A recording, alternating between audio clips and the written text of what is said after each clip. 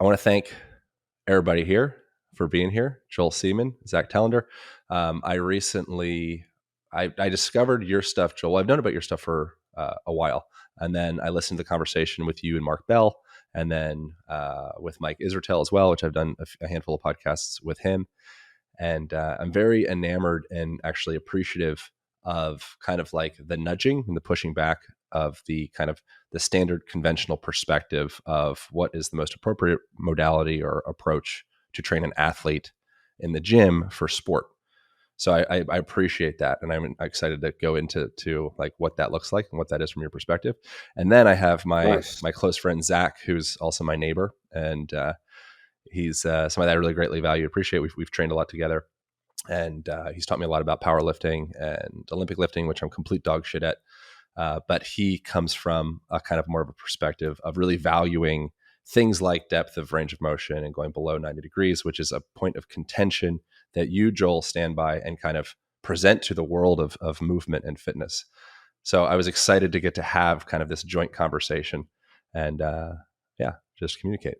So Nice. to start things off, how should we start things off? Zach, do you have any, where would you like to start, Zach?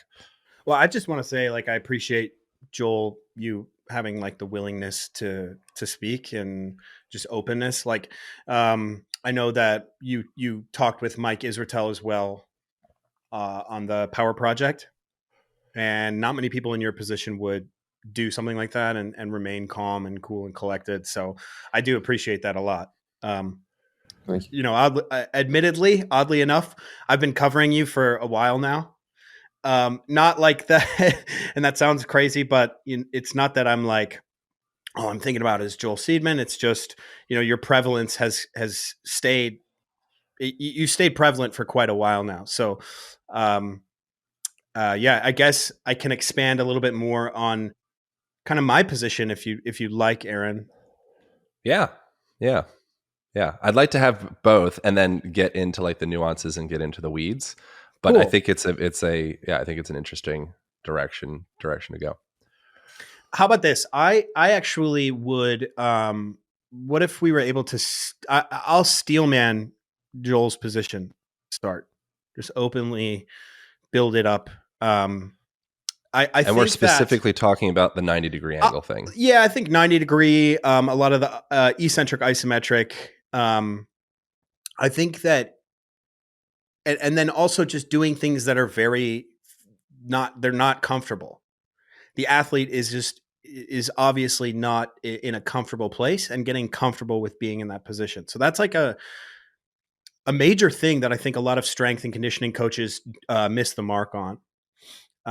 And doing so in a way that is not going to really cause any sort of injury or any sort of mental acuity strain to the point where the athlete is absolutely thrashed by the time they get on the field. So I think that from my observation, I think that Joel does very good job with that. I also think that eccentric and isometric, just ushering control over the weight, is another very impactful way of training. That is completely underutilized. It doesn't allow you to go through the motions when you train. And I think that you can make a 20-pound dumbbell a very important piece of equipment when you do stuff like that. Eccentric, a lot of control in the isometric, having stability and things like that.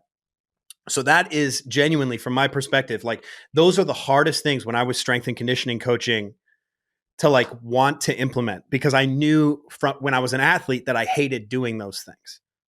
But you would feel like an absolute beast when you could do those things long term enough, and be comfortable in those positions. So that is genuinely what I observe. I think that's the best part of Joel's training, if I gathered it correctly over these years. Yeah. It's interesting. I mean, what you're saying there is it's right on.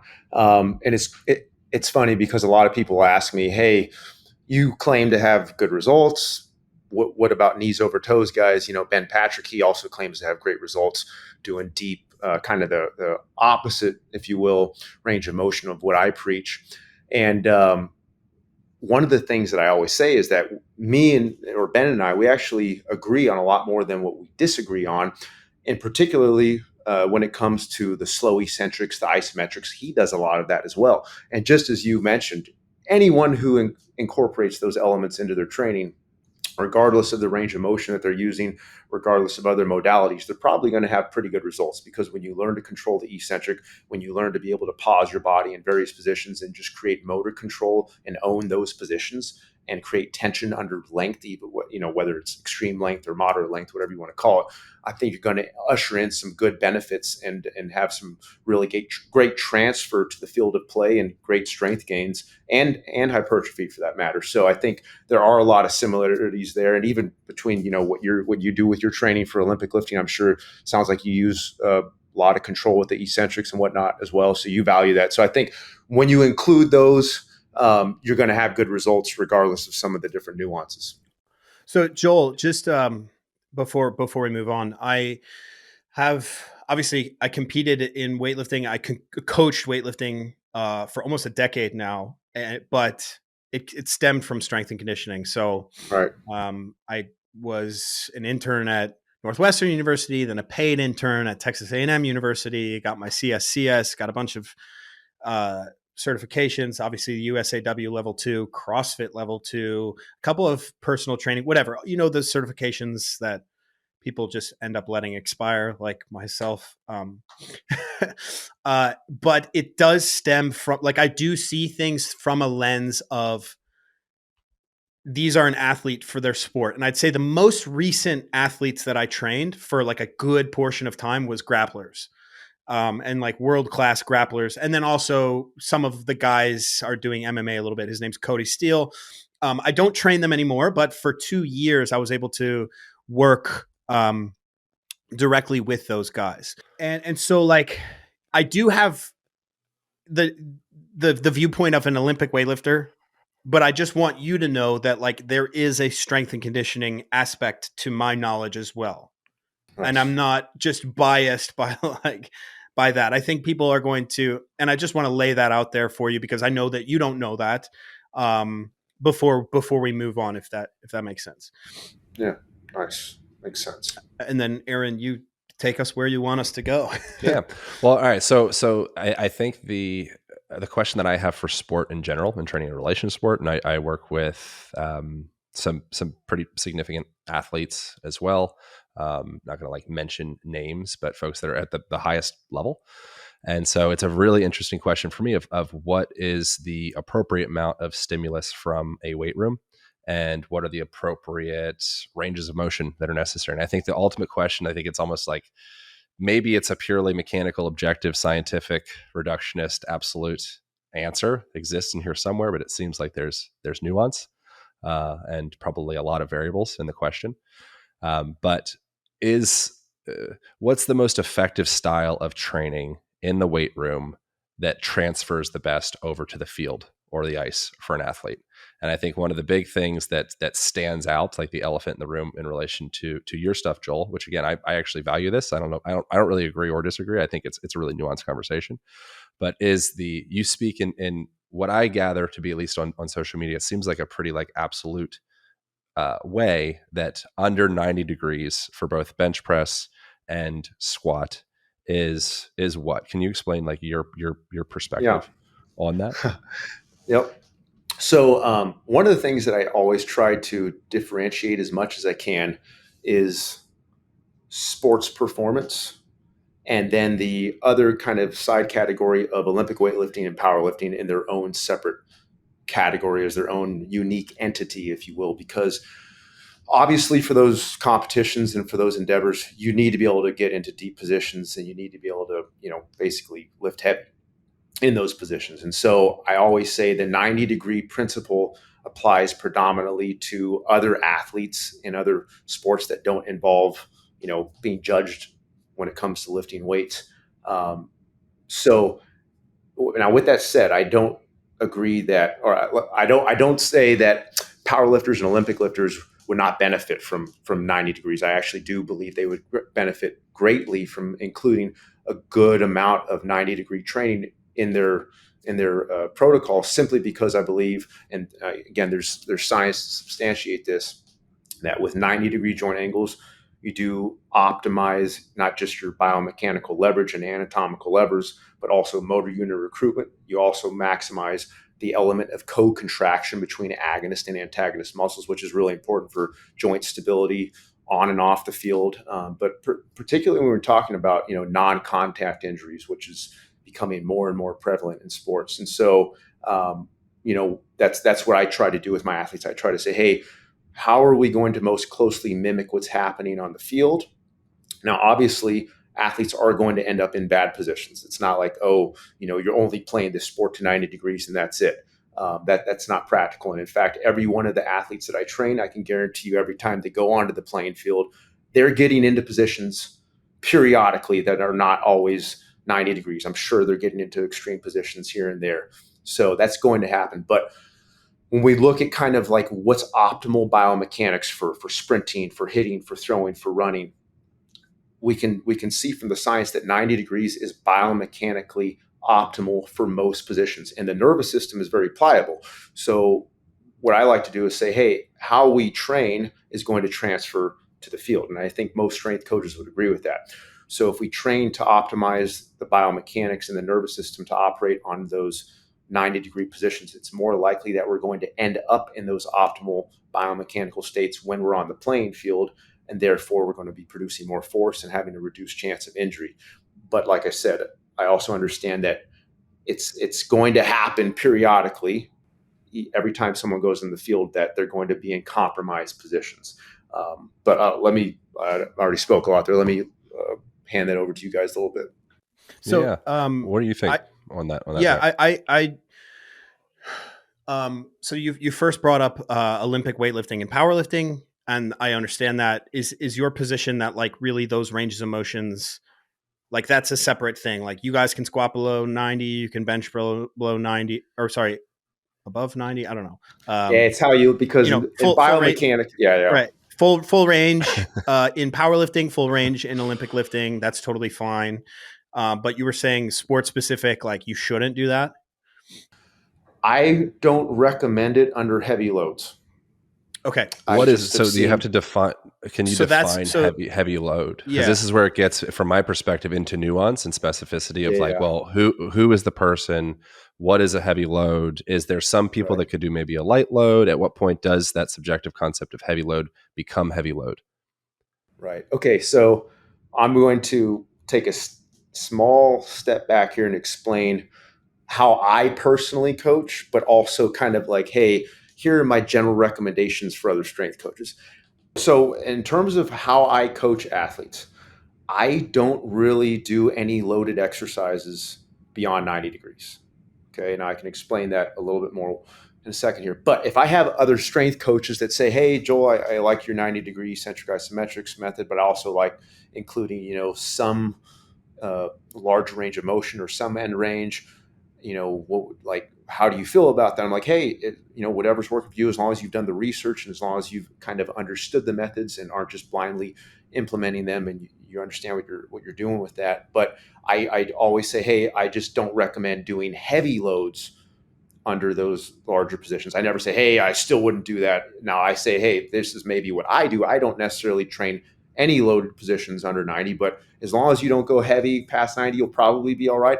Personally, I think it creates a little bit of a neuromuscular / neurological confusion where if I want the athlete to end up in the best positions in their sport and to have the best biomechanics, that you're kind of confusing the nervous system and you're reinforcing what I would consider to be less than optimal motor programs in their central nervous system. So that's why I don't do it. Now I used to, okay? And this has been kind of my journey on the whole 90-degree thing, is that I actually come from a background where I squatted ass to grass and taught ass to grass. And then I started to see a little bit more value in changing some of the range of motion, but I still included large range because it's like, hey, I still want that mobility and whatnot.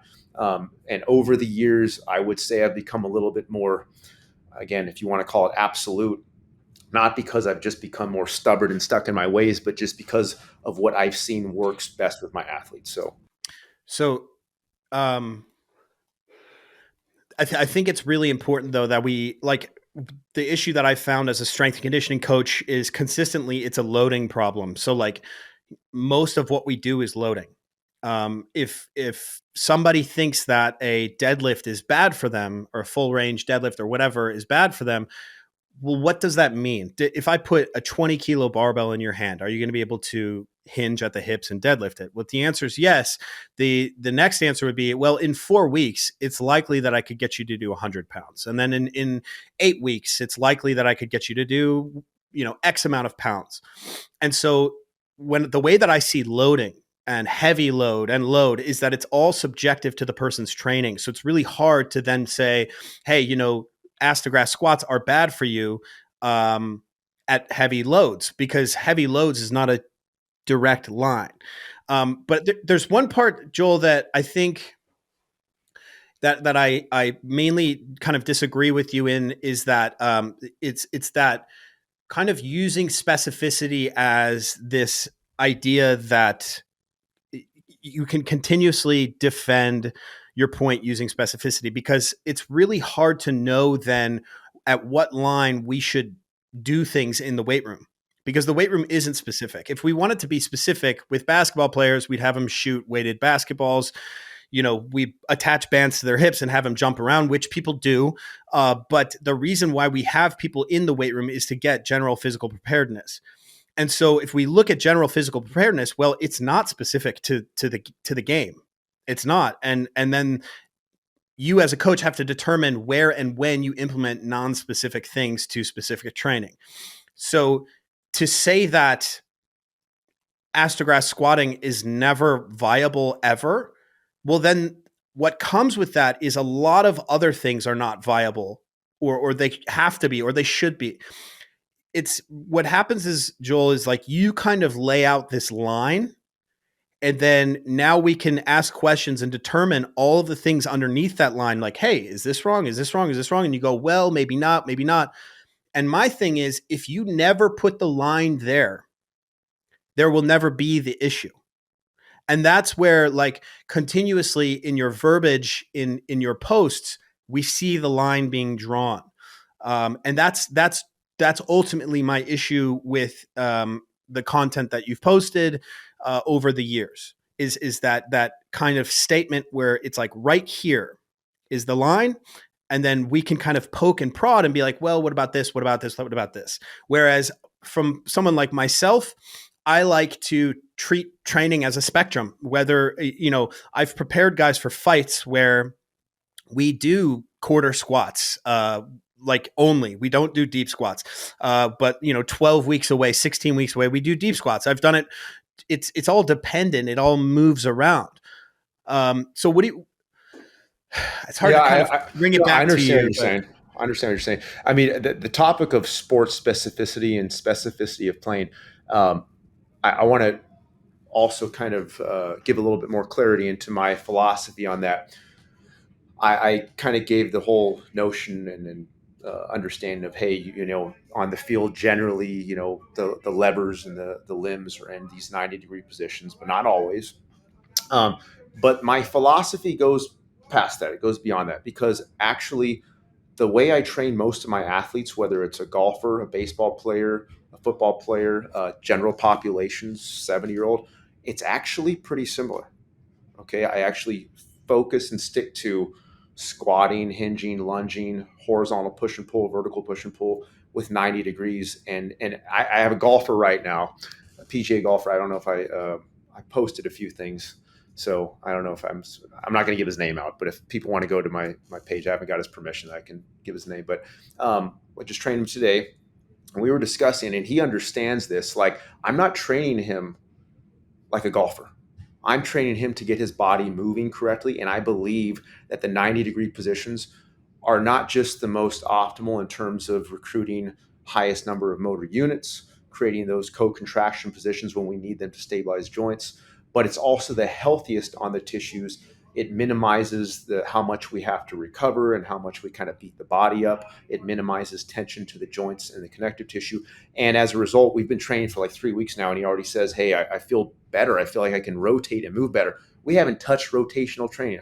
I don't know how much rotational training I'm even going to touch them, because he does so much rotation to begin with. So I'm not trying to, like, oh man, he's a golfer, I'm going to train him totally different. I just go back to the foundational movements and nothing fancy yet. Eventually, we'll get to a few cool stabilization, probably hanging band exercises, which I'm a fan of, and some offset work because I believe there's some good and important neurological things that it creates in the nervous system. But it's pretty basic. If people come and watch me and they shadow me, they see it's like, man, it's pretty simple. You train a lot of guys the same way, regardless of their goals, and they get that because they feel the benefits of that. So I don't want to make it sound like, oh man, this is how they end up in the field, so I'm going to train them exactly like this. It's No, a and little bit more general than that. I don't think you're doing just that. It's just when you use specificity as the reason for why we don't do deep squats.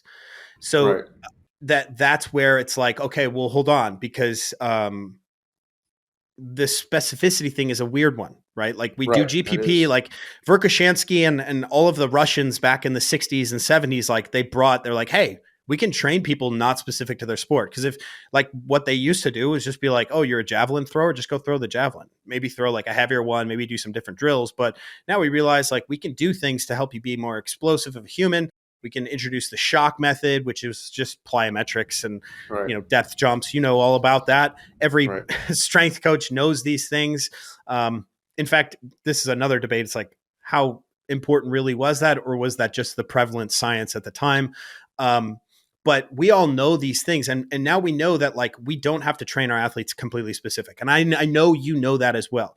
But what, even in your response just now, you're like, this I feel is the healthiest and most optimal. It's most Yeah, optimal, healthiest, most optimal. Those are both superlatives. Those are both absolutes. And I think, again, that's fine from a strength and conditioning coach because we all have our biases from what works. Like this has worked for me. Has worked. It's just that, again, the way that you formulate some of your posts, it seems as though it's not really, it doesn't bring that nuance that I would like. Um, I have some posts here of yours. If we if you are comfortable, if I could bring them up and totally, then totally. okay. So this one's actually It from a might have long been time ago. it might have been my twin brother that said these things though. Who's your twin, Joe? Joe Seedman? That's exactly right. So this one's from 4 years ago, Joel. Okay. Yeah. Um this one says stop squatting ATG.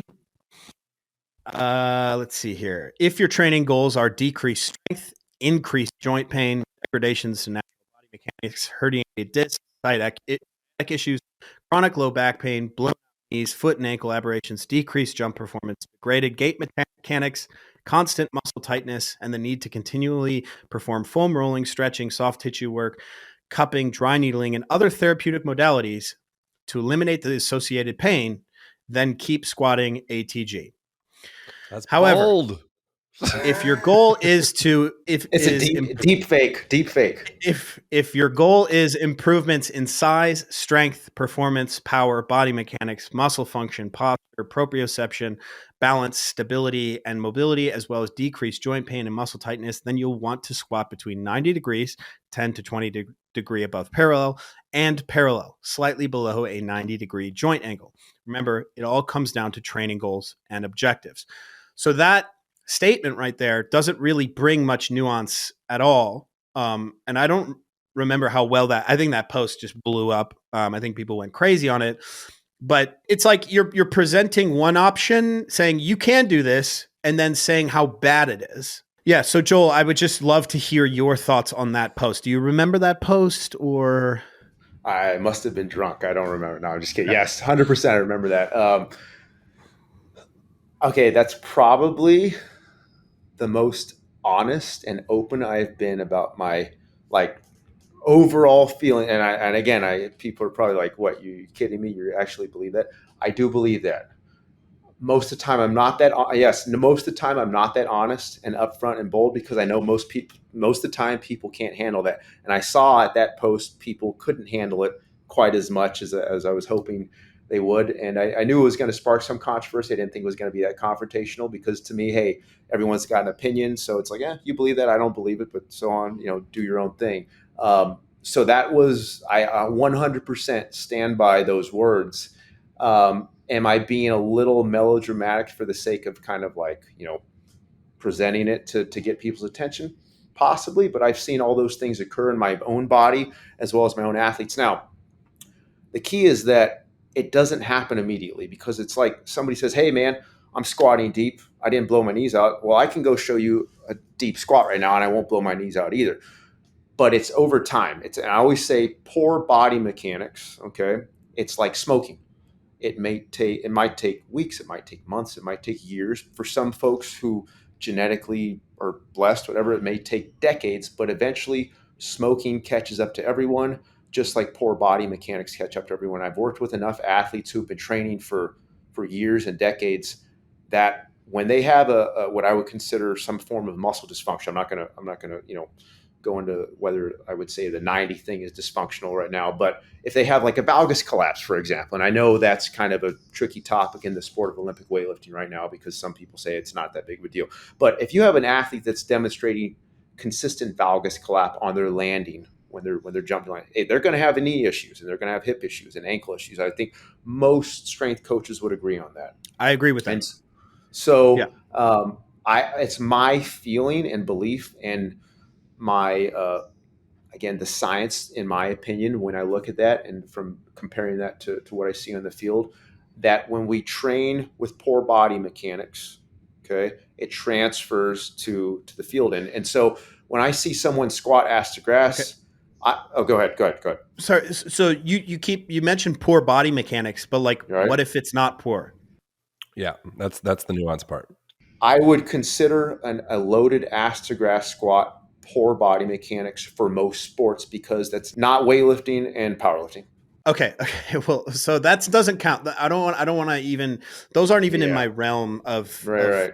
like, so with my grapplers, we would squat below parallel, and we would actually relatively light. And the most we'd ever do was like body weight. And I wouldn't let their knees collapse.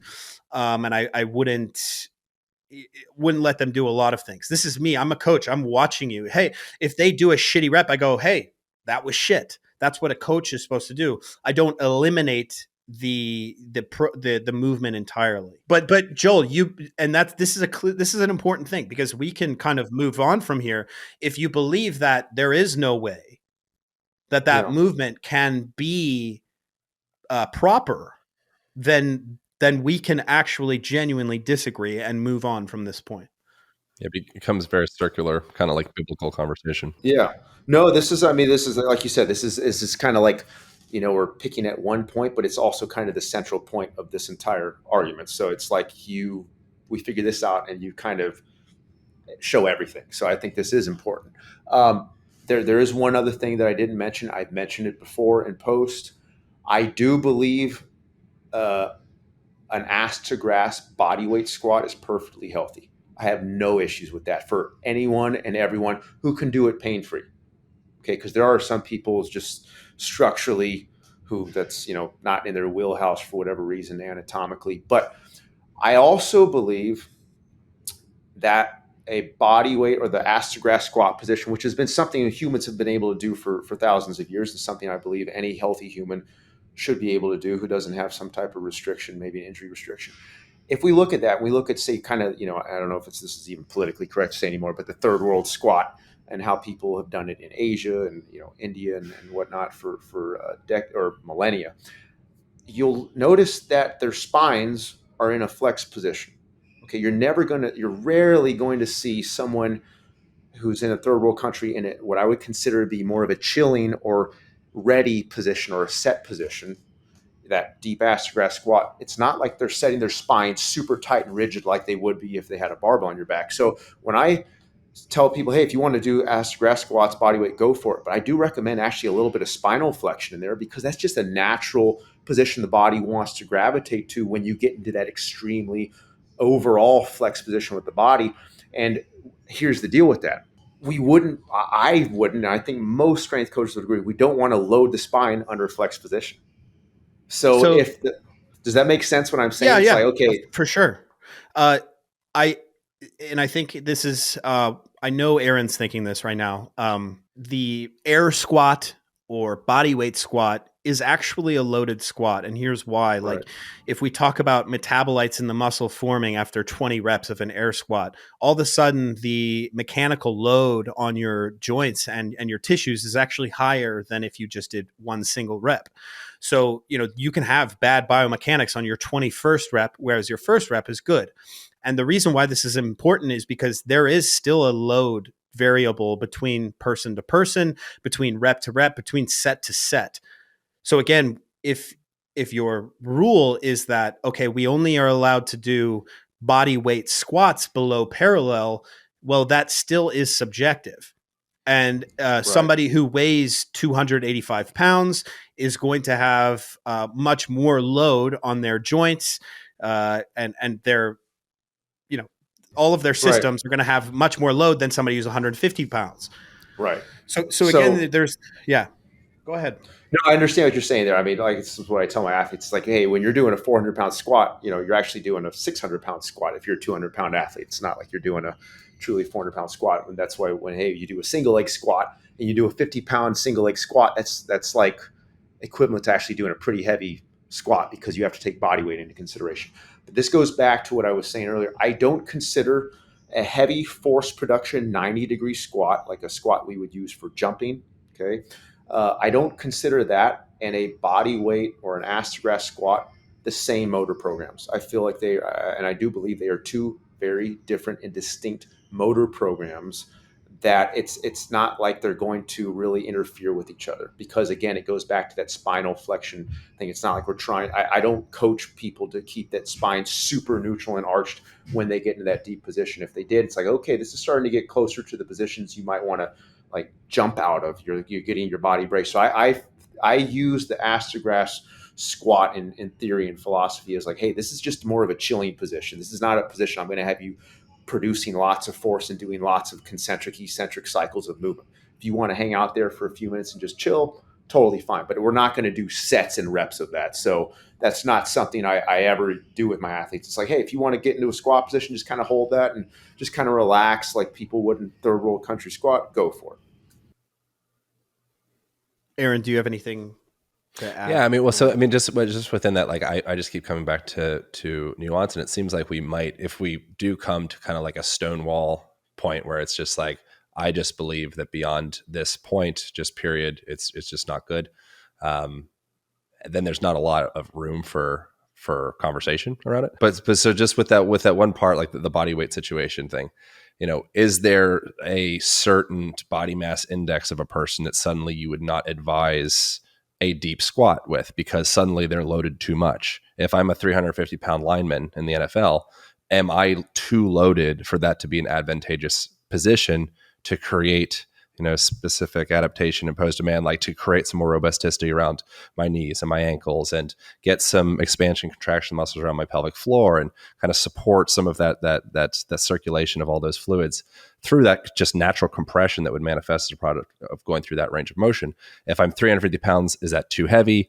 What if I lose 50 pounds? What if I was 200 pounds? Then I went on a 6-month bender and I gained 100 pounds. Is it suddenly not safe for that position anymore?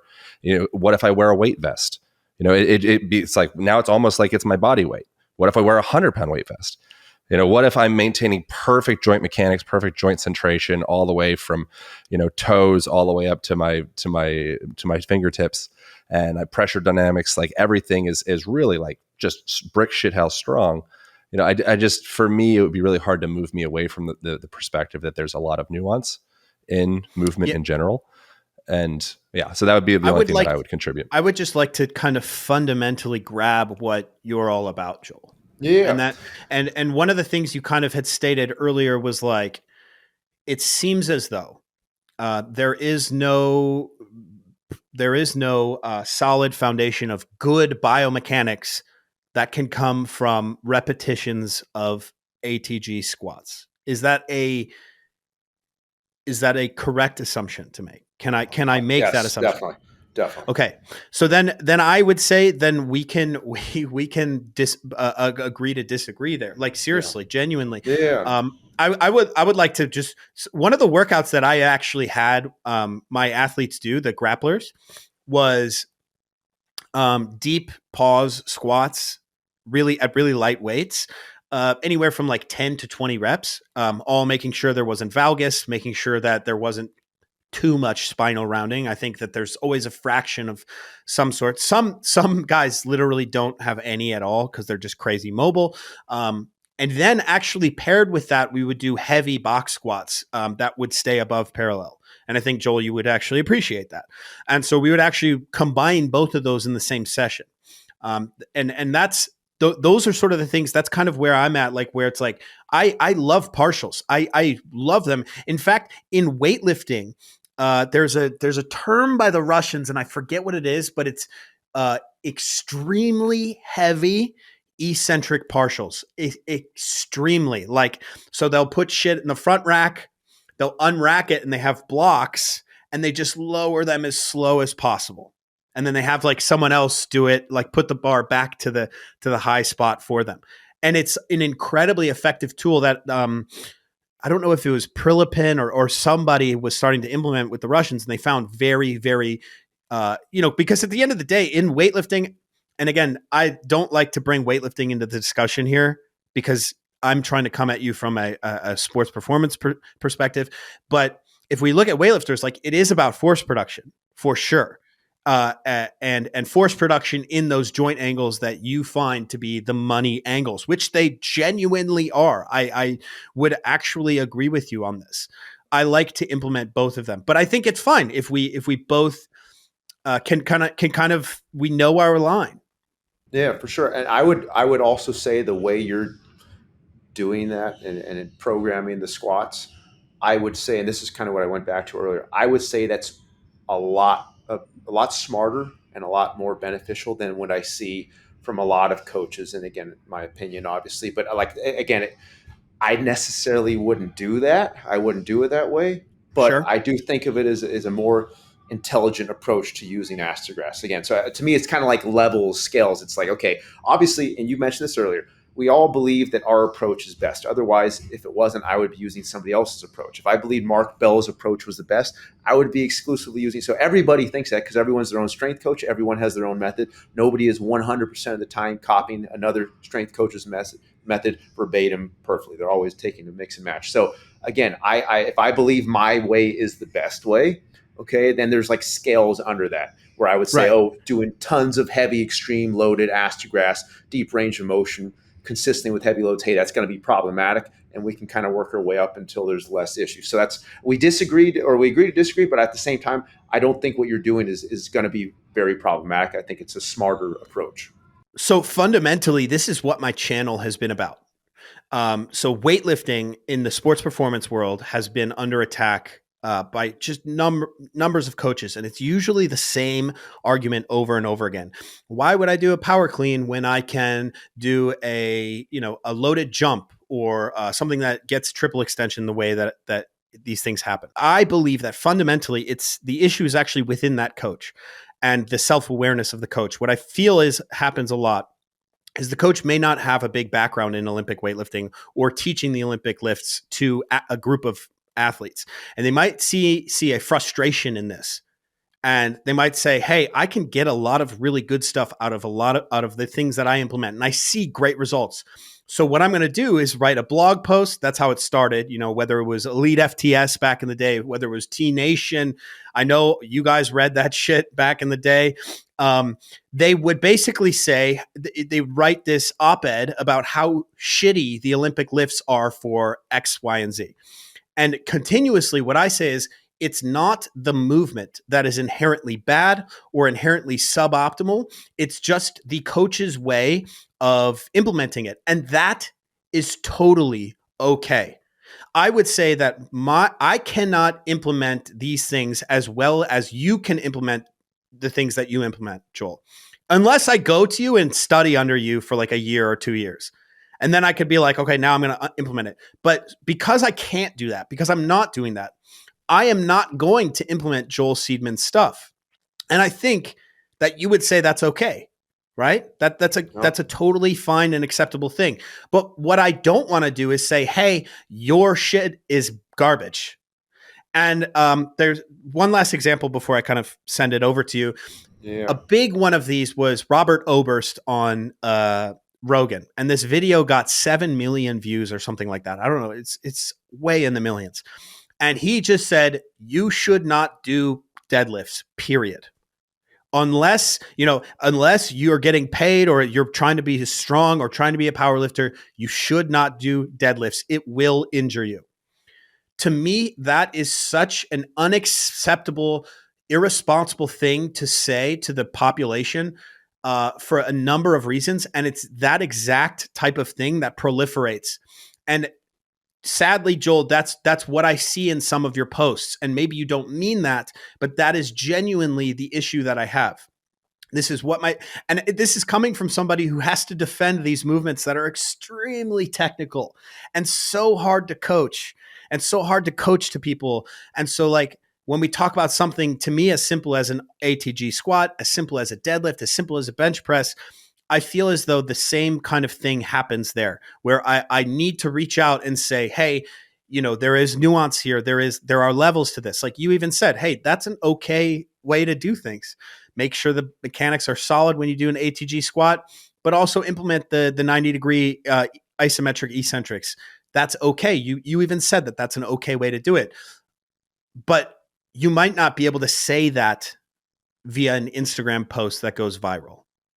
Right. You know what I mean? Yeah, but you have limited characters. Obviously, you're trying to use, and obviously, I mean, sometimes it comes down to the mood too. Like the post from 4 years ago, I don't know. I just like, hey, I'm just going to let it all out. Like, hey, this is what I believe 100%, and take it or leave it. Other times, I'm going to post, and it's like, hey, I'm going to have a little less controversy in this one, maybe a little bit more subtle, kind of like, hey, here's some of the principles I use, but maybe these other approaches are okay. So, I mean, again, I would say, yes, I agree that my views and philosophies are pretty absolute and pretty dogmatic, but at the same time, I value and appreciate what other coaches such as yourself are doing. So it's not like oh man, what you're doing is horrible. Again, it's on a scale. So again, if I want to put mine at like a 9 and yours is maybe like, I don't know, 7, that again, I'm just from my own psychological mind of how I would view that. Whereas if I viewed someone, like I saw somebody the other day, somebody sent me a post, and it was this guy's account, and everything they were doing was like spastic movements. Like everything had to be rapid. Like even just picking the weight up off the floor, like it just had to be like super spastic, because if every movement has to be quick, every movement has to be fast, because we move fast as athletes. And you looked at the quality of movement, I was like, man, this is like, I would never say this on social media. I would never mention his name, but like on a scale of 1 to 10, I would put the quality of movement at like a 2. So again, it's just kind of a scale. Joe, what was it for you? Was there a specific moment where suddenly you shifted your perspective? Because like some of the things that you've shared, suggesting that, if I remember correctly, like some paraphrase, something along the lines of squatting below 90 degrees is responsible for like a lot or most of the injuries throughout the fitness industry, or something along those lines. I'm sure has that been something that you've kind of shared? I do believe that heavy, deep loaded squats and heavy range of motion deep range of motion under heavy conditions is responsible for a lot of injuries. Now, again, you can say, oh, was it that tissue adaptation? Did they not do it correctly? Because there are smart approaches to doing deep ass to grass loaded squats, and there are non-smart approaches or unintelligent approaches to that.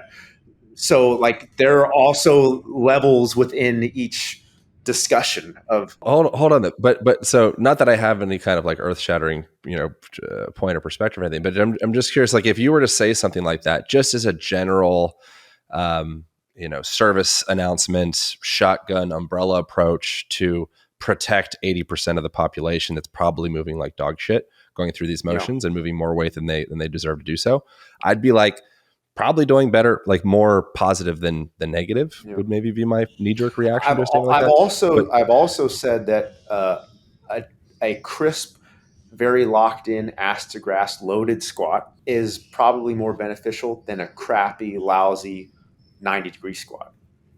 Okay, so cool. Again, that's cool. So I like that. I do believe that. Oh, yeah. Well, my question though is, what was, because you said you used to be more pro, but again, it's on scales. But yeah, you think the king would be 90 degrees and like perfect mechanics? I think the king is 90 degrees with proper form. what was the moment or the piece of research or the specific day, the Eckhart Tolle sitting on the bench and suddenly discovers enlightenment or whatever? Like, was there a clear, I definitive appreciate the piece of data, comparison. or piece of research or actual anecdotal experience with yourself or a client that was like, oh my God, I am definitively, absolutely, I will die on this hill of 90 degrees. Was there a moment like that? There was not a moment. It was about a several year period actually, and it was actually kind of tough for me to accept that at first because um, I was I kind of always liked to be one of the gym bros when I was like in undergrad and even in high school, like just talking up with my gym pals and just going to the gym and like do what they were doing. And I always had people, and again, some folks listening to this might not believe it. I always had folks coming up to me and saying, "Hey, man, you got a good looking deep squat." Like I did. I had a good looking ass grass squat. I'm going to be posting more videos of some of my training from like 10 to 15 years ago. I believe was a good looking. And now I wouldn't say it was like ultra astragas because there's also levels within that, right? Okay, like how deep is astragas? Is it 150 degrees in knee flexion? Is it 140? Like, I don't know, maybe mine was like 135, whatever. But I'm going to post some more videos of that and showing what I was doing before I got to the point where I had to switch. And this is to answer your question. It was out of necessity because I was going to have to stop strength training. I tried everything. And when I say I tried every different modality to kind of fix my hips, fix my low back, my knees, and I tried, a wider stance, a narrower stance, a low bar position, high bar position, front squat. I tried elevating my heels.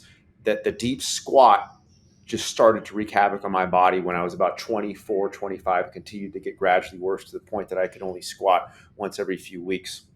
And again, every bit of foam rolling, stretching, it was almost like nothing I could do could fix that. Even improving my astragas squat did help a little bit. Okay, my technique, I should say, and making it more dialed in, eliminating like a little bit of like ankle pronation in there, cleaning up my spinal alignment. It did help a little bit initially, and then it kind of, man, this set the whole thing off again. So it was like I was trying everything I could to do to stay with the deep positions, and then that's where I started looking at the science. This is what got me into the PhD. It's like, man, why is my body breaking down? I'm doing everything that is kind of in the textbooks and that a lot of the experts are saying is optimal. I have what most people would consider to be a solid squat. Maybe you wouldn't consider it to be a great squat, but I think it was a good enough squat that in theory, it should not have caused the ramifications that it should have. Started to see that in clients and other people who were that I was training. And so I started to take some of the research. We can get a little bit more into that in terms of like, the 90 degrees and motor unit recruitment and some of the biomechanics with that, anatomical levers, principles of elastic energy, muscle stiffness, muscle spindles. And again, I started looking at all that.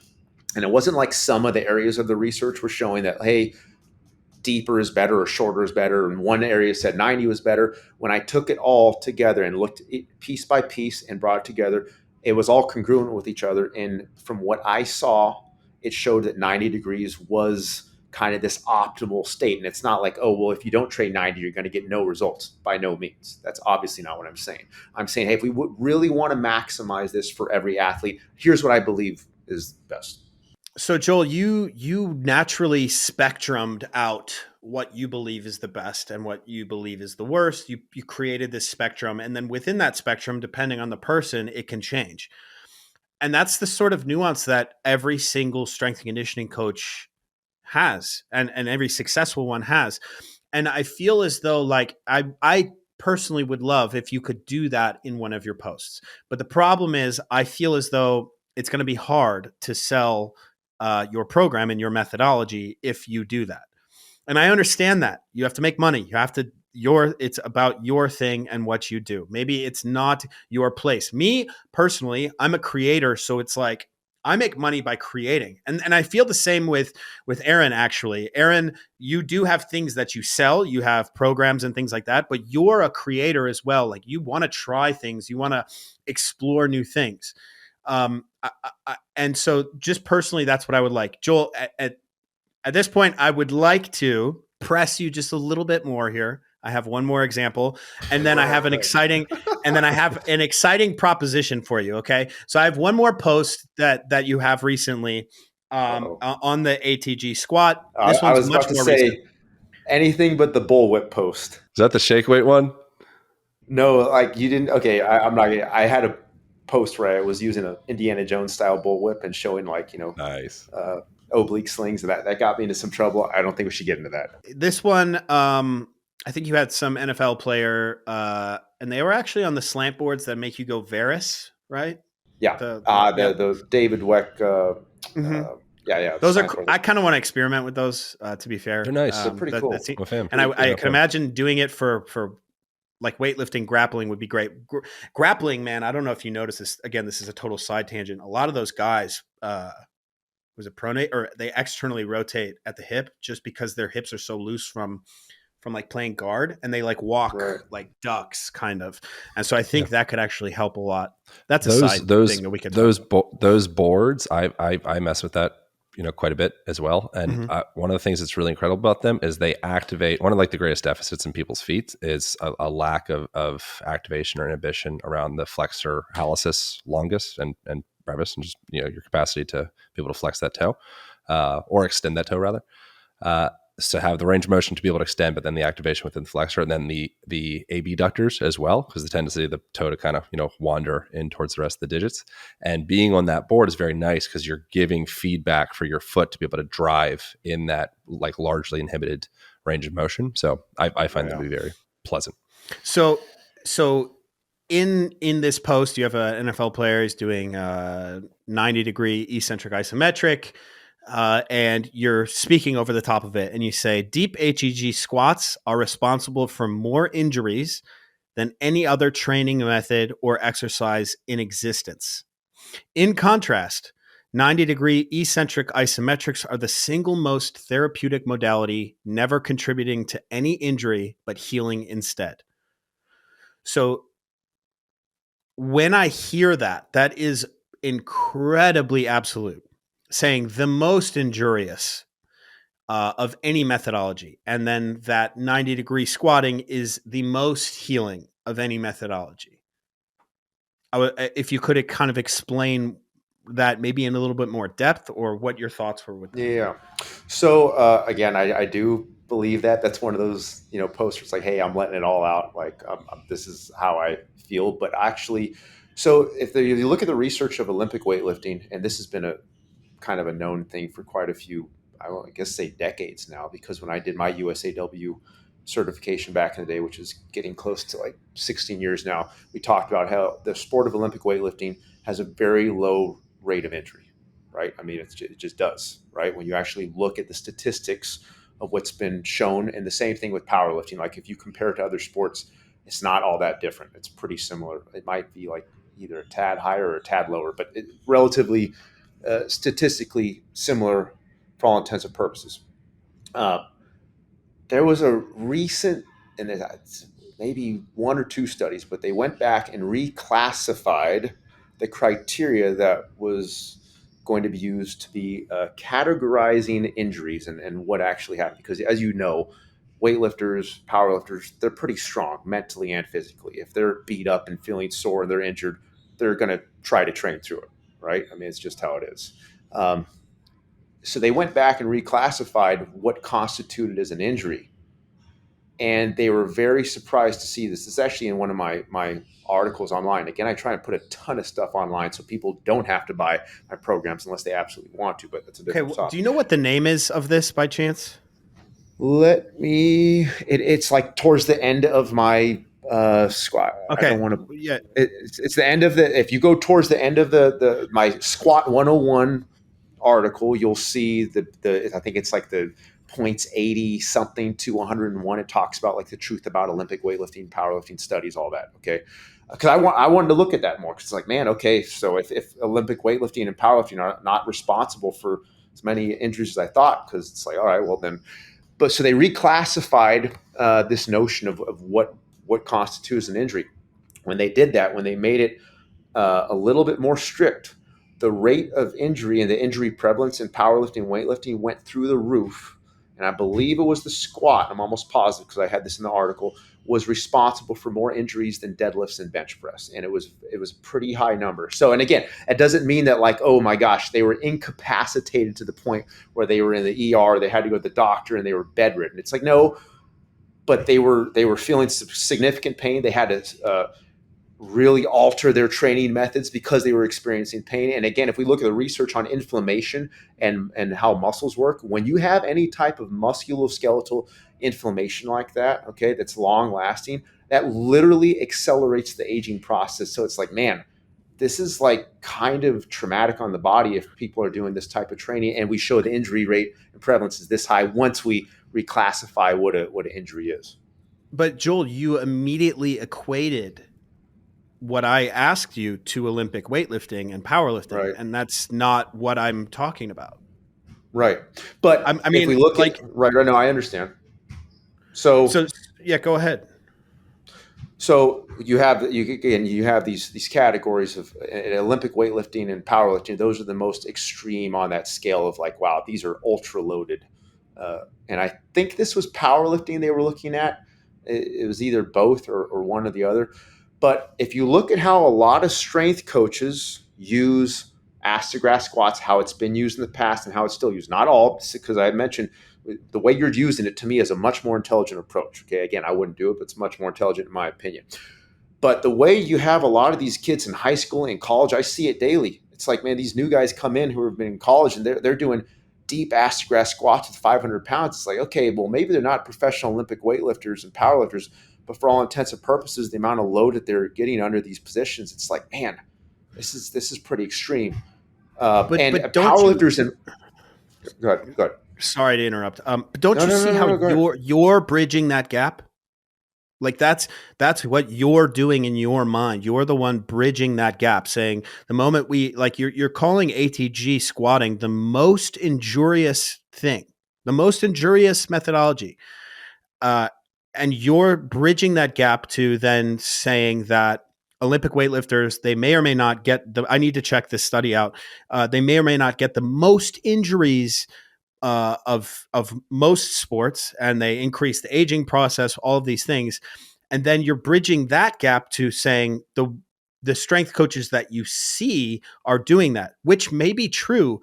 But again, none of that is kind of founded in sort of this science. It's all kind of this feeling. But then the sentence that you produce is that it's the most injurious.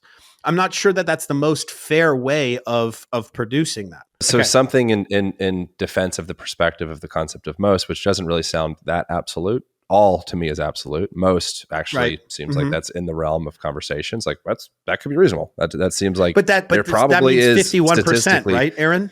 Yeah, that means so 51% or more. Exactly. So right. So but there probably is how do we statistically some training modality or specific exercise, if there was some way to quantify it, that is the most injurious in all of athletic training or all of weightlifting. And so I'd be curious to like turn that around to you, Zach. If you had a gun to your head, which obviously you don't, and nobody really does, but if you had to take a stab at what is the most injurious exercise in strength and conditioning, what would you say? So I would say probably the deadlift, maybe. But okay, so this is like if I was to take somebody and train them like a weightlifter and have them do ATG squats consistently as a strength and conditioning coach, that is dumb. That is stupid. But that is, it's hard to kind of put something like I couldn't put a singular movement in that category, because to have something be the most injurious, that would envelop all loading, all sets and reps, all tempos, all eccentrics, all isometrics, all pauses into one singular movement, and then calling it and saying, this is injurious. I just simply cannot do that. Even the Instagram videos of the football players who are back squatting 500 pounds, like we don't know what the training was before that. And we don't know what the training was after that. Now, if we are to assume that it's very similar to a power lifter, then actually, Joel, I would 100% agree with you that is idiotic. Maybe in some really off-season block where they're trying to get big and jacked and then they can just taper off and never hit those weights again, maybe that's okay. But I would agree with you, Joel. The problem, though, is the verbiage that you use to kind of then say that ATG squatting is the most injurious. It's that bridging of that gap that for me, it's just a no-go. It's just, I can't do that. I got you. Yeah. I mean, What's the other oh, thing go is on. too, I work with a lot of college, pro, high school athletes, and I'm always, hey, what do you guys do for your training? I always inquire about that. And essentially, if they believe, if the strength coach believes in ass to grass squats, they are doing heavy loaded ass to grass squats. It's not like, oh, some of them do, some of them do a little smarter. It's like literally when I say probably 100% of it, and I'm talking dozens of high school kids or dozens of high schools that have dealt with in kids, colleges. It's almost like it would be great if a lot of strength coaches were doing it as intelligent as you are in terms of kind of differentiating between, hey, we're going to go heavy and loaded under these conditions, and we're going to go maybe a lot lighter and a little bit more systematic under these deep ass to grass positions. Unfortunately, in a perfect world, that would be great, but I don't see that, and it's just something that I wish strength coaches would get those nuances, but they don't. So I'm kind of like speaking to I hear the you. broad audience of that. Man, I agree.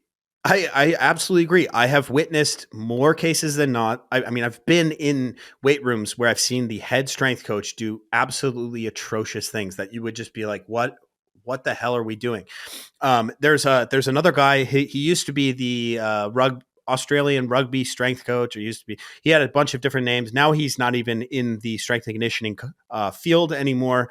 But he would make a lot of memes on these football coaches, Oh yeah, I or know sorry, you're football talking strength about. and conditioning coaches. And he would have the exact same approach that you would, Joel. The thing is, though, he's not the biggest fan of you. And the What's reason his it, What's his name? Oh his shoot, his I know name you're is talking Kerr. rugby. Kurt, yeah, Kerr. Kerr Wenham Flat. He's one of my friends, and he's not the biggest fan of you, even though he's fighting the same fight you are. So this is where it's like ultimately we, like many of these debates are going to end up is like, yes, we agree there is a major flaw with the way that sports performance is taught in on these like mass scales with these groups. You've been in these rooms at like at big schools, SEC schools, Big Ten schools. I've been in the room when Texas A&M is training. I've been in the room when Northwestern is training. Like I've seen this. There is a lot of dysfunction. But having said that, there's a lot of really cool stuff. I've seen some Oh yeah. really cool and smart individuals in this, and I can actually I can send you some Instagrams of like some really great football strength coaches. They squat their guys. They squat them to slightly below parallel. Maybe it's hard to determine what ass to grass is. Again, we brought this up before. Is ass to grass 140 degree? But they do squat them, and they're smart about recovery, and they're smart about planning. They're smart about the macro cycle. So there's goodness in there.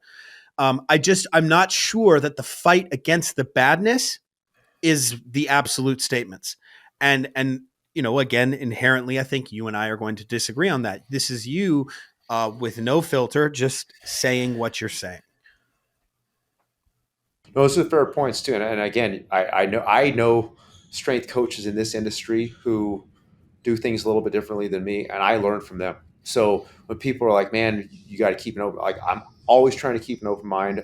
The day I stop learning is the day I stop improving, and I'm just going to get worse. So I'm always open to seeing what other strength coaches are doing. And like you said, there's a ton of great content out there. I would say it's that's the minority of Do you, strength Joel? coaches, and I think Do you you would feel like probably agree with that somewhat. do you feel like Ben Patrick has had a net negative on the health of the kinesiology of modern culture and Definitely their not. knees specifically, which is the main Yeah, focus? no, definitely not. Because again, if you look at kind of the different elements of that, like we said, the slow eccentrics, the isometrics, the tibialis emphasis of the shins, which I've been a huge fan of I for a long love time. I think that. you get a God damn, I ton love of that. benefit, ton of benefit. Every athlete, every human for that matter, get benefit from that. Hmm. working the hip flexors, which I think is underutilized a lot, loading the Sure. hamstrings, a lot of foot and ankle activation work, which he I love does. the metabolite training with the Yeah. sled, like literally Oh, just yeah. conditioning that extension Exactly. of the knee. So Exactly. So you're those are you're all you're like huge, I mean, benefits to the industry. And I honestly started, I've always been a big fan of shin work, hip Mhm. flexors, Nordic hamstrings to an extent. I learned from Ben. I'm like, man, I'm going to start doing even more of this. And I put it online like, hey, Ben Patrick does some great stuff. We disagree on what constitutes his optimal range of motion. But he's doing some amazing things that I've learned from that I personally have implemented. So I try and take what's good from strength coaches and say, hey, I love this. And I say, hey, here what's bad. And I, disregard this and whatnot. And again, I personally believe what I disregard from most of those strength coaches is like, hey, I really firmly believe this whole range of motion topic is important. So I kind of disregard those elements, but I look to see what else they're doing because they're obviously getting benefits and they're getting somewhere, or else they wouldn't be in the position they are. Hmm. So your beef largely is the bilateral squat position over the like a lunge position. So if a person, because a lot of Ben stuff is, I don't know what his exact prescription is, but some percentage of body weight going into that deep knees over toes lunge position, which would seem to kind of go against a lot of what I think it would go against a lot of your philosophies. But or like how do you feel from the lens of a lunge? Yeah, it's just going to open up another can of worms here, but I'm not a fan of that movement either. But I personally don't. I would kind of put that in the same category as the squat. Again, I think a lot of what Ben does is great. I don't personally like that exercise. Hmm. So just getting a little bit into some of the science of the stretching under those conditions and those positions. When you overstretch a muscle, one of the responses is that it comes back tighter and it comes back with a vengeance. It's a protective mechanism in our bodies. It's basically the stretch reflex, but there's various forms of that. And it's there to protect us so that we don't come back and overstretch in the future. That's why a lot of people that do stretching, well, what's the thing that they feel compelled to do about 30 minutes later? Stretch again because the muscles came back tighter. Feels good for 10, 15, 20 minutes, maybe even 30 minutes. But at some point, whether it's 30 minutes later, a few hours later, it's going to come back tighter. Then they're going to have to stretch it again.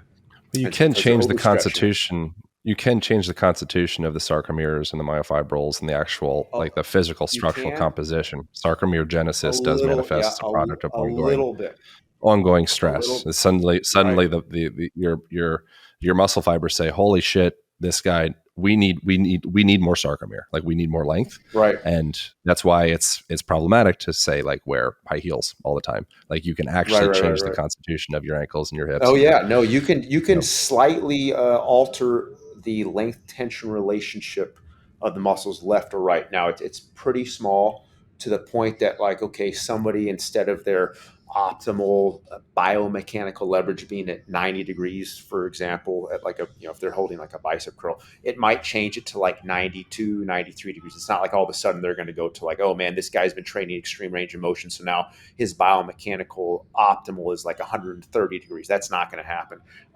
So it can change it a little bit. But the biggest thing when it comes to the strength curve, if we want to really change it, is we got to elevate it. We just got to gain more strength, right? I mean, that's the biggest thing. And so it's not like we're going to change the shape of it that much. We're not going to change it to the left or right a whole lot. There's a little bit. There's some research to show that long lever or long eccentric long positions can shift it a little bit to the right. But if we can elevate that strength curve and gain strength, that's how we're going to be able to handle more loads, more force in all positions, not just 90 or not just at short positions or long. Because again, that inverted view, that length tension relationship, it's the same for all humans. yeah. What else you got, Zach? You said you have So a proposition. here's my proposition, Joe, Joe, Joe. Joe, the evil twin. Yeah. So here's my proposition, Joel. I would like to do 4 weeks of 90-degree eccentric isometrics. If you will do 4 weeks of ATG with eccentric with isometric, but I like to call them resting pauses. and we can determine whether it is 8 workouts or 12 workouts. So 2 times a week squatting or 3 times a week squatting. 20 minutes per session, maybe more, 20 to 30, maybe 40 minutes per session. You do it, you do the ATG, and I'll do that. Again, this is not something, you don't have to implement this with anyone else. This is just you and me. Yeah. So would you be interested in this? Yeah, no, this I is will interesting. program for you. Okay. You will program for me. I who programs for me? I got to be involved in this. Should I do well, Aaron, I think you should do both. You should do both. Ah, good. Very good. Actually, it would be nice though if I could do it with a partner. That'd be great, because Aaron and I are in the same city. That'd be great to do that. But we should determine whether it's 8 or 12 workouts. So 3 times a week or 2 times a week. 2 times a week, I think we can nail. 3 times a week is like, okay, this is going to be tough. It's up to you, Joel. All right, yeah. The small caveats in there, I can tell you just from previous experience of when I had big injuries, if I start doing heavy ass to grass barbell squats, it's going to start messing with my back. So you have to trust that I'm going to load you properly. Right, you said the word heavy. I did not say the word heavy. All right, this is simply the modality of the ATG squat. Okay. The load is something completely different. Okay. So I'm not going to overload you. I'm going to bring you in nice and easy. Okay. And then you and I will meet up at the end of this, and we will have a chat. Awesome. All right. Really? You'll do that, Joel? Yeah, let's do it. Yes. I love that. Okay. Yeah. That's a cool I'm going to be on when certain movements are like, hey, man, this bothers certain. Gotcha. Totally. And hey, as a strength coach, I would hope that you would give me that feedback, All right, cool. and that I would be able to adapt to what you want and what you need. All right, cool. I like it. I like it. It's a good. It's a good approach. Smart. Wow. And so what do you think? 2 times a week, probably good enough. Yeah, I think 2 times a week. I think 8. I think 8 sessions is. So we'll do Monday and Thursday. Okay. Wow. All right, man. Cool. Yeah, I mean, maybe the days of the week might have to. Well, I think Monday and Thursday should work. I don't see why I wouldn't. But twice a week, I think is spread out. You know, whether it's Tuesday, Friday, or Wednesday, Saturday, or whatnot. I don't want to go below parallel. Okay. So, all right.